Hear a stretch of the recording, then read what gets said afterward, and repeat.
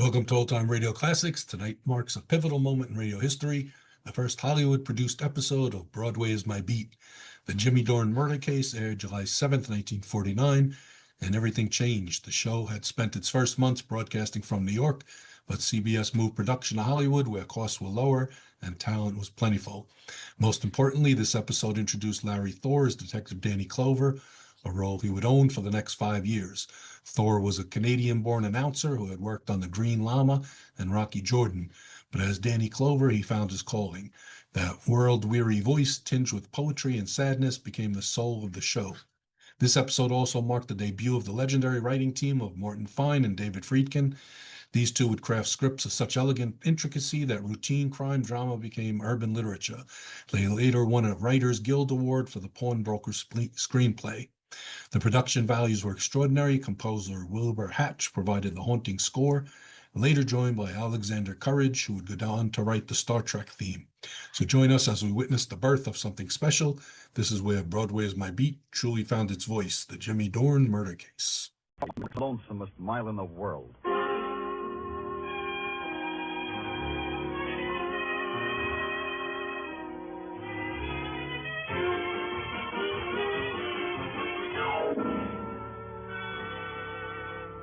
Broadway's My Beat, with Larry Thor as Detective Danny Clover.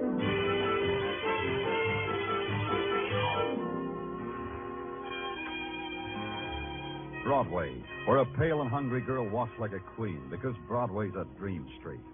Where a fat man stands with begging eyes because he knows his dreams will never come true. It's a cry or a laugh, but nothing in between. Either way, it's My Beat. On special detail, there are no special hours. Don was at the window of my office at police headquarters when I scribbled my last report. An out-of-town school teacher was trying to beat the heat by using Columbus Circle for a burlesque runway. I buried that one behind a convenient fan, bid the boys a fond bonjour, and started home out the side entrance. I didn't make it. All I saw of sunrise was in an alley, the alley reserved for police ambulances coming home to the morgue. A voice stopped me and invited me in. Danny, come here. The man who stood silhouetted in the slice of light was a man who called himself Capek, the freelance photographer who hung around headquarters. You never knew he was there, but he always was. The quality of dawn, Danny. Who can hold it? Who can imprison it? It is the eternal enigma for a photographer. Why don't you go home then, Capek? What keeps you here? That ambulance, perhaps. Huh? You see, creative men like me have a devotion. It is always the same. Perfection. Everything neat and perfection. Oh, so that's what it is. Watch that stretcher, Joe. Yeah, okay. Hiya, Danny. Hi, what do you got, boys? Suicide. Guy jumped in front of an 8th Avenue subway. I didn't know anything about it. Well, not your department, Danny. See you later. See what I mean, Danny? Neat and perfection. The man they're bringing in, for instance. What's neat about him? That was Jimmy Dorn, a Cinderella man who only the other day won $17,000 on the Irish sweepstakes. What? You must have read about him, how no newspaper, no newsreel could get a picture of him. Yeah, I remember. He was shy. I liked him for that. But I have a picture of him. Oh? Dead or alive? Alive, of course. Dead is for any hack with a brownie. Got it with you? Mind if I see it? No harm. I've already sold it to the news. Here, look at it, Danny. Note the delicate play of light and shadow, the exquisite... This guy looks happy. I never seen anybody look that happy. Because Capek took it at the moment of Jimmy Dorn's greatest joy, the supreme ecstasy of winning $17,000. Yeah, to each his own. How did you get it when no one else could? The famous Capek pact. It cost me $50 to arrange it. But the news paid me twice that. That much, huh? When Mr. Dorn committed suicide, it raised the price. You see, in the newspaper game, one must know. Excuse me, Capek.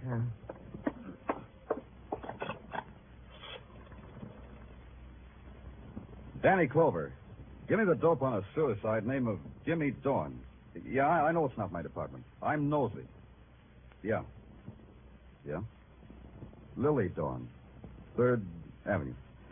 Okay, that's enough. You have the look, Danny. You smell something, maybe? Maybe. Be with you in a second, Capek. Hello, Benny. Danny Clover. That Jimmy Dorn suicide. Tell the chief I'm going to look into it. Yeah, Benny, I know, but it bothers me. Sure, I'll grab some sleep on the subway. I asked you, Danny, you smelled something, maybe? Why should a guy let a subway train make his wife a widow with $17,000 orphan dollars? Why should all that sudden dough make him want to commit suicide? Is it such a secret why men destroy themselves? Yeah, to me. It's not neat, Kate Bank. It just ain't neat.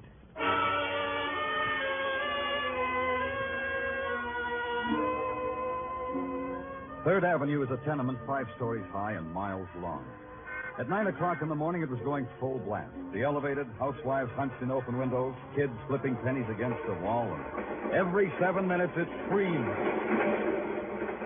Somewhere between Sam Chu's hand laundry, special attention paid to pleated dress shirts, and the Blue Star delicatessen, cream soda and hot pastrami 2 bits, somewhere between there was a doorbell. I pushed it.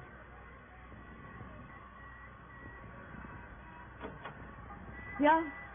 What do you want? My name's Danny Clover. I want to see Mrs. Dorn. Suddenly, everybody wants to see Mrs. Dorn. Suddenly, I'm a popular lady. Suddenly, I'm from the police, Mrs. Dorn. You guys don't quit, do you? All right. Come on in. You want to know how it is to win $17,000. Is that what you want to know? Look, Mrs. Dorn, I'm sorry about your husband. Oh, sure. You can feel any way you like. Tell me about your husband. Jimmy? Yeah. I'll tell you about him. Jimmy didn't like people. He got afraid of them once, and he never got over it. Why? You know, I don't know. He was always running, and I ran with him. I was his wife, Mr. Clover. I didn't need to know any more than that. But maybe you understood why he refused to see any reporters when he won all that money. Listen, my husband was a frightened little man who won a sweepstakes. It bought him an obituary. Well, that doesn't tell me much. This room tells me more. This rat hole. This room says that, doesn't it? Rat hole. I didn't say that, Mrs. Dorn. I'm talking about that circus poster on the wall. Patsy Mack presents the 3 whirling tornadoes. Was your husband a whirling tornado? You can go now, policeman. You said your questions. Now go. Brody, please. Why didn't you stay in that room? They can't do anything about us now. Come right on in, mister. Who are you? I'm a clever boy. I don't win sweepstakes, but I stay alive. Yeah, real clever. Now, what about this circus poster? It covers the cracks in the plaster. 3 whirling tornadoes. 3 men riding motorcycles in a barrel. Mrs. Dorn, for a frightened man, your husband made a dangerous dollar. Look, I told you all I know. Maybe you ought to get out of here. Why should a poster come between us, Mrs. Dorn? We were getting along fine. You heard the lady, copper. She's saying she's finished talking. That's right, Mrs. Dorn? Yeah. What did you say? I said that's right.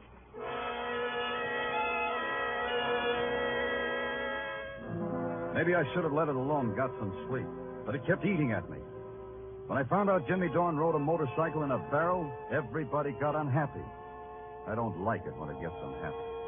So I took a walk and found myself on Broadway in front of a tired building that has a lot of names.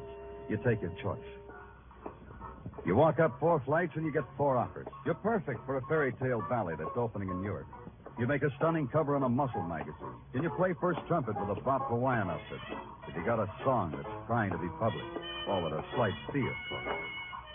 And on the 5th floor, you find what you were looking for. The office of Patsy Mack, promoter, entrepreneur, and a dollar guy. Well, it isn't Danny Clover. Hi, Patsy. You still pounding the stem, Danny? Aren't you ever going to be promoted? Promotion means a desk job away from Broadway. Who wants that? Yeah, I know what you mean. Can I give you something? Grape juice would be keen. I've got 3 fingers left of a bottle given me by a bearded lady who was enamored of my social standing. It'll bring a smile to your lips. You drink it, Patsy, and thank her for me, Patsy. Send her a dozen blue roses, or is it red roses for a bearded lady? Yeah, I'll do that. She'll appreciate it. She loves delicate things. Don't they all? Patsy, tell me a story. Okay. Now let me see. Oh, have you heard the one about... Tell me the one about the 3 whirling tornadoes. The 3 tornadoes? What fond corner of your memory clutched onto them? Tell me about them. Well, I don't remember much about them, Danny. They've been out of the business a long time. The 3 tornadoes, huh? Well, there were 3 of them. Thanks. There was no one else connected with them. Oh, no. The tornadoes ran their own carny. Toured the villages and the metropolises. Patsy, you got a reputation for remembering every act that ever played a circus or carnival. What were their names? Oh, you put me on my mettle, boy. Now, let me see. There was Jimmy Dorn. Dorn. Yeah, I think. Oh, see. Could he be the one who ended up under a subway this morning? I'll look into it.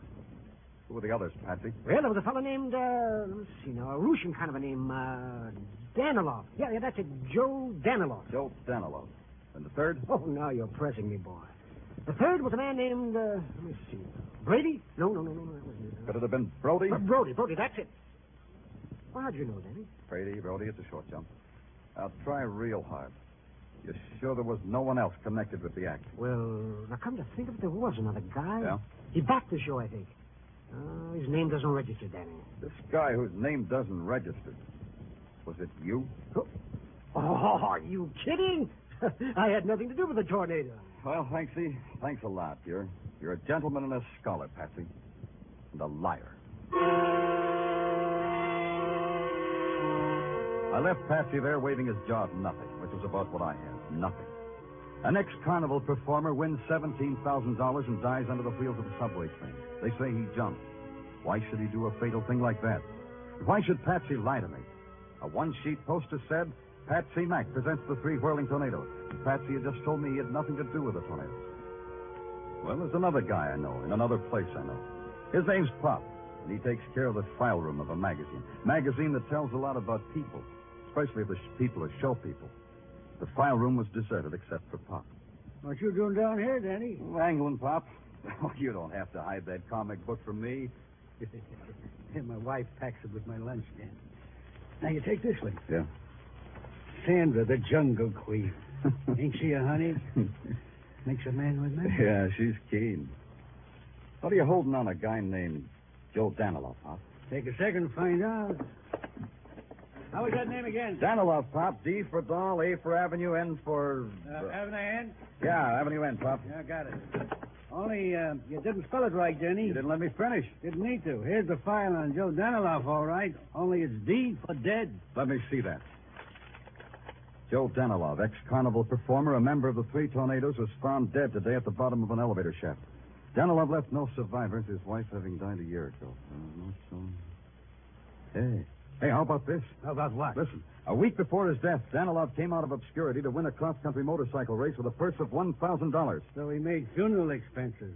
That's hot news, huh? Last night, another man, a man named Jimmy Dorn, came out of obscurity to win a lot of money. He died, too. 2 whirling tornadoes all played out, one after another. You know something, Danny? What? I don't know what you're talking about. Oh, sorry, Pop. I was playing with a jigsaw puzzle. Well, you sit right down there and do just that. I'm going upstairs for some coffee. You want some? Coffee, Daddy. Want some? Yeah, your coffee. Be nice, Pop. I'll just be a few minutes. Don't let anybody kidnap Sandra, the Jungle. Yeah. 2 whirling tornadoes. The third one named Brody. Maybe you'll blow away, too. Brody and the bitter widow Dawn, and Patsy Mack, the sweet guy who told lies. That you, Pop?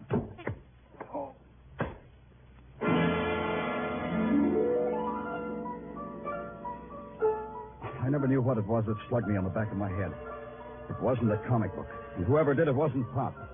Just before I hit the floor, I had a flash. It wasn't Sandra, the Jungle Queen, either.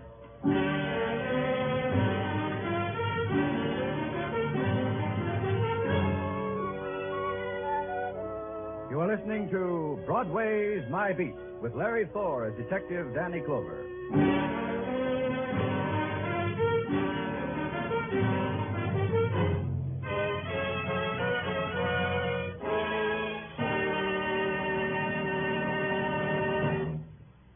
A number of paying guests mysteriously disappear. 2 elderly spinsters who entertain them have a suspiciously rising bank account. And it's a murder farm story for Casey, crime photographer, to explore on CBS Tonight. Also on CBS Tonight, you'll hear the network's famous series, Escape, in place of Suspense, while Suspense is on summer leave of absence. Tonight's opener on Escape will be John Russell's famous story, The Fourth Man, a tale of a Pacific Islander adrift on a raft with 3 murderous companions. Be sure to hear Murder Farm on Crime Photographer and The Fourth Man on Escape tonight. They come to you on most of these same CBS stations.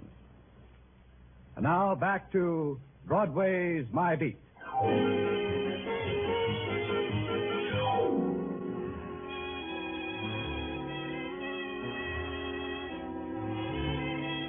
You win a lot of money, or die violently, or do both, and Broadway will know all about you. You get your name and your picture in the morning editions. Then Broadway won't care anymore. But I care. Maybe it's because I've got a cop's curious mind, but it bothered me why Jimmy Dorn died. So I made it my personal business. And so far, business was rotten. I was on my back when Pop brought me to. It took a little longer to find out that the press clippings I was looking at weren't around. That's a new one. Rolled for some old press clippings. This needed thinking. To think, a cop's got to eat. To eat, there's a classy sidewalk cafe on the corner of Broadway and 47th where you stand up to a hot dog and a cup of coffee that dares you. I threw a lump of sugar at it when someone tapped me on the shoulder. Hello, Danny. Mind if I join you? Oh, K-Peg, not at all. Grab a napkin. Danny, somehow you look unsymmetrical today. What happened to your head? I had it done over. Oh, you detectives, always intruding yourselves into violence and danger. Who did it, Danny? Person or persons unknown. Oh, you should go home and get some rest. Yeah, what about you, K-Peg? Don't you get any sleep either? I am a vain man, Danny. I've been waiting for the noon edition of the news to come out. It has the picture I took of Jimmy Dorn. Look at it, Danny.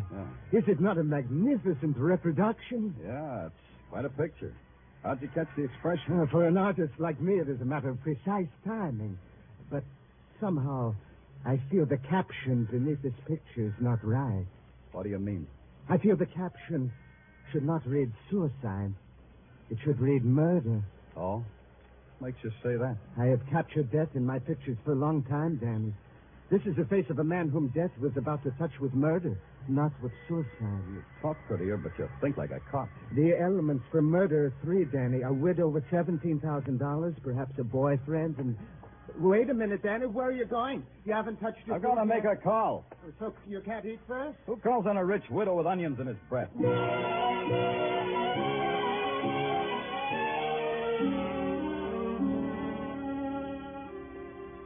Hey, you up there. You at the window. Who, me? Yeah, you. Oh, hello. Hello. Mrs. Dorn, isn't she home? You want somebody, mister? Mrs. Dorn, I've been ringing your bell. Where is she? Oh. You know where Mrs. Dorn went? There's no light downstairs. Her? Yeah, her. Oh, sure, she had a date for across the street. What? For across the street, mister. The Eagle Tavern. I saw her go in there with a guy.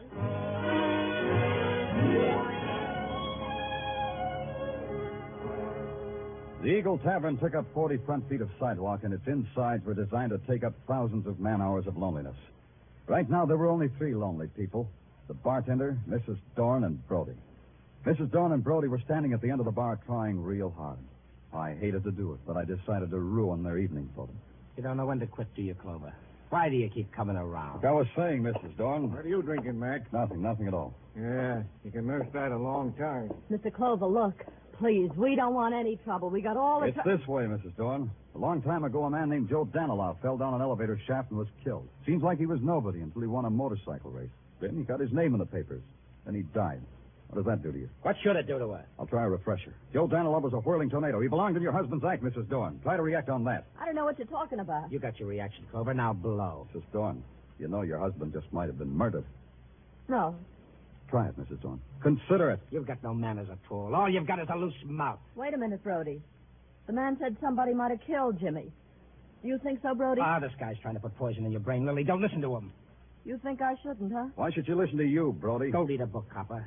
Go read a book and find out why I should hang around a woman who's married to my best friend, Jimmy Dorn. Maybe you're waiting for him to die. He did, didn't he? Yeah. I never thought of it before. Jimmy's dead, and that makes you number one boy to a lady who just inherited $17,000.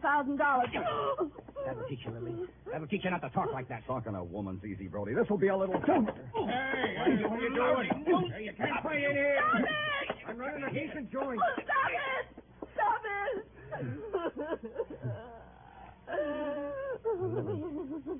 Lily, I'm sorry. Don't cry, Lily. Please don't. Talk to him, Brody. Tell him what he wants to know. Tell him what you never told me. What happened back there 10 years ago? Why were you and Jimmy always fighting? Tell him, Brody. Tell him. Take off, copper. You've done your bit. Take off and feel filthy about the whole thing. Sure, only you fascinate me, Brody. If you didn't shove Jimmy Dorn in front of a subway train, what keeps you alive? First Joe Danilov, then Jimmy. There's hardly a breeze left of the three whirling tornadoes. What's keeping you alive, Brody?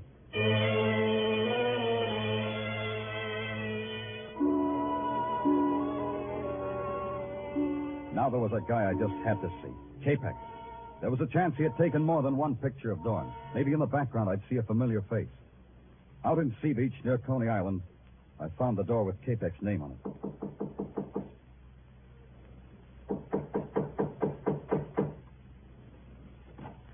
Oh, it's you, Danny. Come in. I didn't want to disturb you, Capek, but I just wondered if you took any more pictures of Dorn besides the one that ran in the news. Oh, I am not like other photographers, Danny, who take dozens of pictures to get one good one.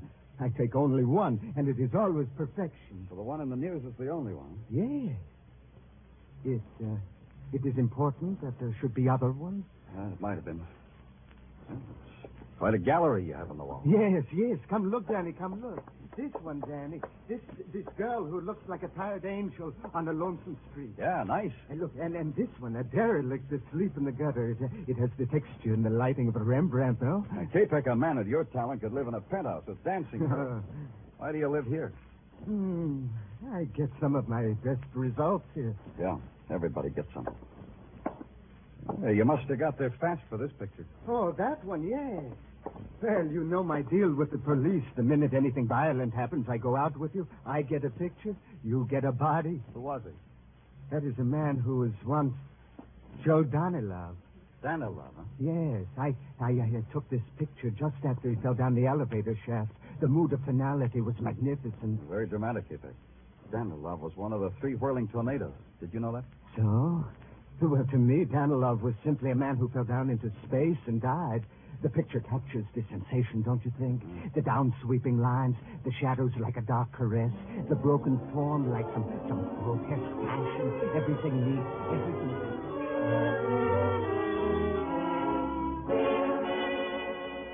I don't think Capek even saw me open the door and leave. It's a long subway ride and a transfer back to Broadway. Coming up from an underground of naked concrete into the blare of 49th Street, well, there's a magic to it. I didn't have time to enjoy it. I had a job to do and a chance to take. And the chance paid off. Patsy Mack was in his office working late. Okay, Danny, so I lied to you about my connection with the tornadoes. And why not? First Joe Danilov, then Jimmy Dorn. Next, maybe me. Why should I take a chance? They were accidents, the people say. Oh, not just accidents. Danny, not that kind. Tell me, Patsy, why do you think you'll be next? I don't know. Just looks like everybody connected with the tornadoes is written down in a little black book. Tell me more, Patsy. This time I'm leveling, Danny. Once I managed the tornadoes, but I dropped them like they were a basket of snakes. Why? What did they do? Remember, I told you there was another guy, their backer? Yeah. Well, he got sick. He went to a sanitarium. While he was there, the tornadoes robbed him of everything he ever had. All three of them did that. Yes. Danilov, Brody, and Jimmy Dorn. Danilov and Dorn are gone. That leaves only Brody, plus the widow Dorn and $17,000. Were you ever in a sanitarium, Patsy? No. But they might put me away for slugging a cop. Oh, what do you want me to do, Danny? Cross my heart and hope to die? Nothing easier than that. Use your phone for me. Anything for a friend, Danny. But you are my friend, aren't you, Danny? Call Billboard for me. Oh, what? Personal ad, Patsy. A personal ad on the front page where a guy in the show business will be sure to see it. You phrase it. Phrase what? Just this. Anyone connected with the act, the whirling tornadoes, meet at the entrance to Crescent Midway on Coney Island tomorrow night at 11. Have information to wind up affairs of the tornadoes. Phone that in, Patsy. Because you say so, friend? Because the police say so. And Patsy. Yeah? Sign your name to it.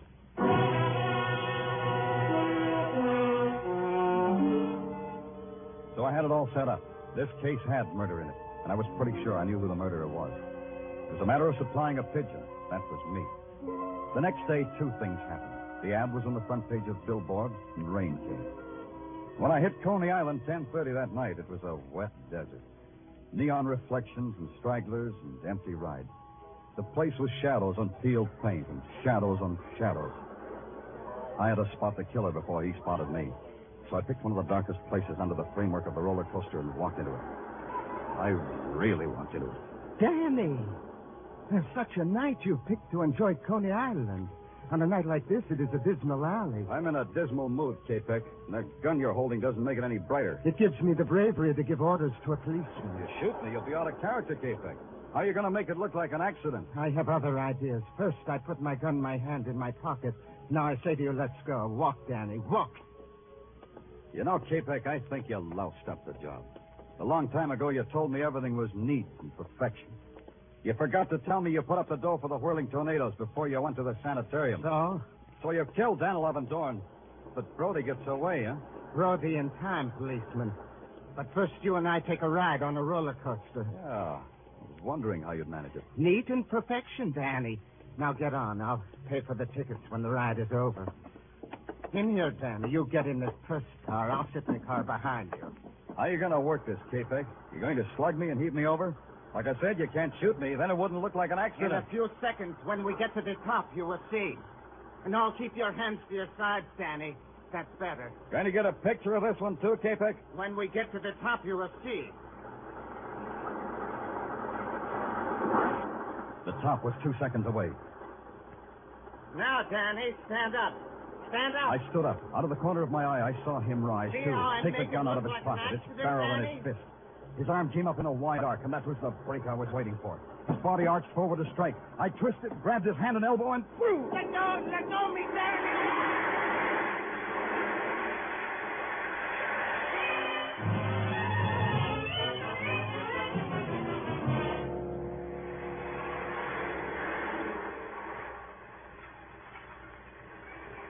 How long can a roller coaster ride last? Long enough. Long enough to piece together the jagged edges of some frightened lives. Danilov and Dorn murdered. Murdered because they'd crossed a twisted man named K-Peck. Brody and Patsy Mack hugging the shadows because they were afraid of K-Peck's revenge. And Lily Dorn with a handful of dust and dollars. You pay for the ride here, mister. Hey, you didn't take that ride all by yourself. Yeah.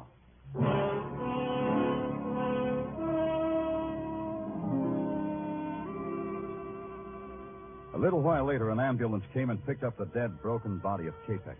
They took a picture of him, too. I caught a ride back to Broadway in a prowl car.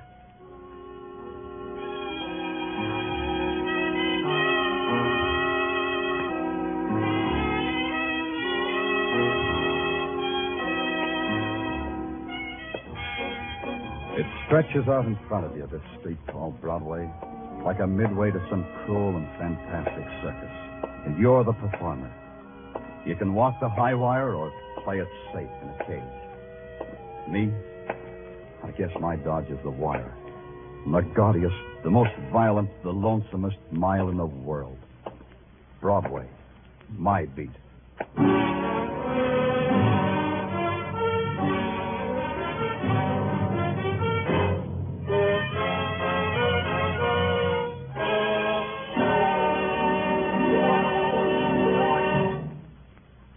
Broadway Is My Beat, with Larry Thor as Detective Danny Clover, is produced and directed by Gordon T. Hughes, with script by Morton Fine and David Friedkin. Musical direction is by Lud Glufkin. Be sure to join us again next week, same time, same station, for Broadway's My Beat.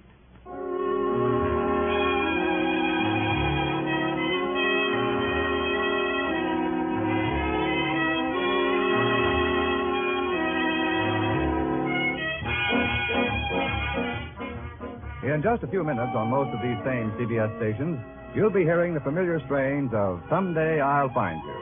And the action, as you know, starts with Mr. Keene, the famed tracer of lost persons. A top-rating detective throughout radio's fall, winter, and spring seasons, Mr. Keene will be on hand all summer. So don't miss one of his great cases these Thursday nights on CBS. This is CBS, the Columbia Broadcasting System.